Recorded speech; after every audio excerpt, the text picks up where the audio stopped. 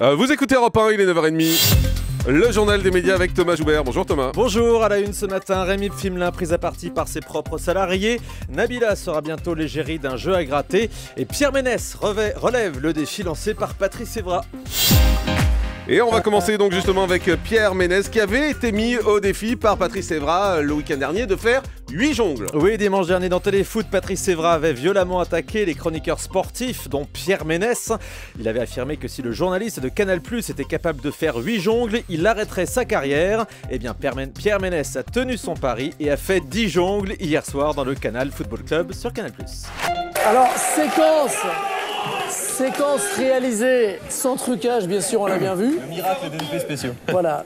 Vous aviez dit la semaine dernière, je suis pas son chien, je vais pas le faire, etc. Vous l'avez fait faire. Oui, mais quand je l'ai dit, j'étais sincère. Et puis 250 000 personnes sur Facebook, et puis des centaines de textos de mes amis. Même ma famille m'a demandé de les faire. Alors voilà, donc, bon. Je l'ai fait.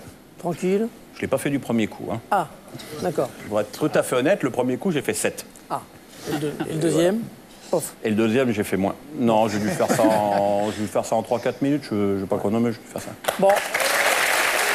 Voilà, reste à savoir si lui, Patrice Evra, va tenir sa parole maintenant. Va-t-il arrêter sa carrière comme il l'avait promis? Pour l'instant, il n'a pas réagi depuis hier. On attend avec impatience sa réponse.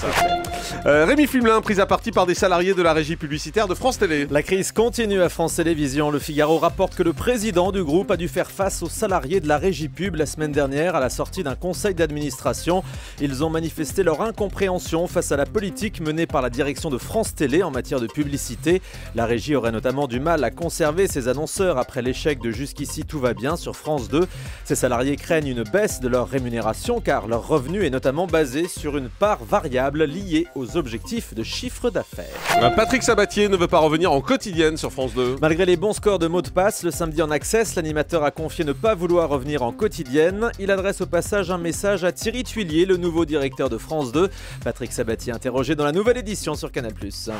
Je veux surtout pas venir en quotidien. D'une part, c'est très casse-gueule, puis il y a des tas de gens qui sont candidats pour y aller. Je sais que Laurent Ruquier a d'autres idées pour en faire, mais il est déjà, Laurent, le samedi soir, donc je ne sais pas s'il aura cette tranche-là. Et puis il y a d'autres candidats. Moi, je ne suis pas du tout candidat à faire mot de passe au quotidien. Le seul message que je voudrais adresser, moi, au patron de France Télévisions, c'est surtout stabilisons ce qui marche. Parce que rechercher, innover, créer, moderniser, c'est bien, mais déstabiliser le téléspectateur de France 2, ça, c'est pas bien.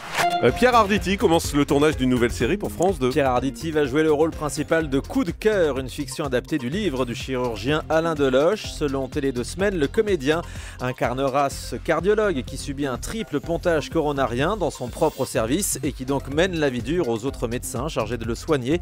À ses côtés, Firmin Richard, Henri Guibet et Agnès Soral. Le téléfilm sera notamment tourné à l'hôpital de Pontoise, en région parisienne.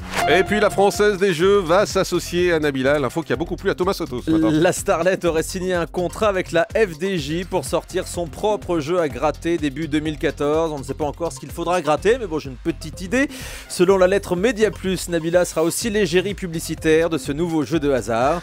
La jeune femme est également en train de préparer la sortie d'un parfum à son nom et d'une ligne de t-shirts.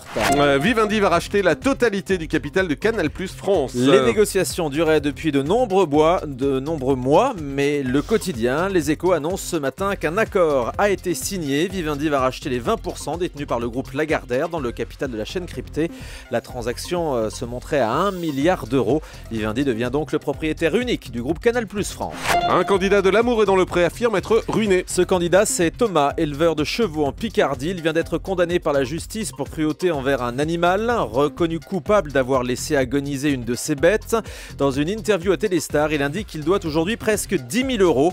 Il a déjà dû vendre une partie de son élevage pour payer ses frais de justice, mais le plus dur reste les lettres d'insultes et de menaces qu'il reçoit tous les jours. Il se demande même s'il va continuer l'élevage. Le journal Le Point, condamné pour diffamation envers Stéphane Courby. Stéphane Courby, ancien dirigeant d'Endemol, dans un article, Le Point l'accusait d'avoir abusé de la faiblesse de Liliane Bettencourt pour obtenir des fonds pour sa nouvelle société, Love Group Industrie. Le tribunal correctionnel de Paris a condamné le directeur de la publication du Point, Franz-Olivier Gisbert, et le journaliste Emmanuel Beretta à 1 500 € d'amende chacun. Ils devront également payer 1 € de dommages et intérêts à Stéphane Courby et rembourser ses frais de justice. On connaît les premiers participants de la tournée Danse avec les stars. Une tournée qui commencera le 19 décembre à Paris-Bercy. Le spectacle réunira donc d'anciens candidats, parmi eux Laurie, Brahim Zaïbat, Damien Sargue ou encore Gérard Vives. Ils se produiront sur scène avec les danseurs et danseuses de l'émission. Et comme à la télé, les couples seront jugés par le jury et également par le public présent dans la salle. Olympe, le finaliste de The Voice, sort aujourd'hui son premier single. Après un album de reprise qui a cartonné l'été dernier, Olympe revient aujourd'hui avec son premier single original, s'appelle C'est Facile, avec des sonorités très électro et toujours sa voix au perché. On écoute un petit extrait. Oui, bien sûr. Décrocher la une, savoir ce qu'on veut, jamais mentir, pas se prendre au sérieux, sortir de sa bulle, briller de mille feux, jamais trahir, au fil du jeu c'est facile, être élu président, prendre la clé des champs, c'est facile. Voilà, C'est Facile, donc premier single d'Olympe. L'album sortira 2014. Début 2014. Avec tous les mots, c'est mieux. On termine avec le chiffre du jour. 199 €, c'est le prix payé par un Européen pour donner son nom à la tempête qui sévit en ce moment sur le nord et l'ouest de la France. Depuis hier, tous les médias parlent de la tempête Christian. Eh bien, sachez que ce Christian existe, Christian Videra, un homme qui a payé 199 € pour donner son nom. Oui, tout le monde peut le faire d'ailleurs sur le site internet de l'Institut de météorologie de Berlin. Je vais d'ailleurs acheter Jean-Marc et Julie. Je reviens sur une grosse tornade.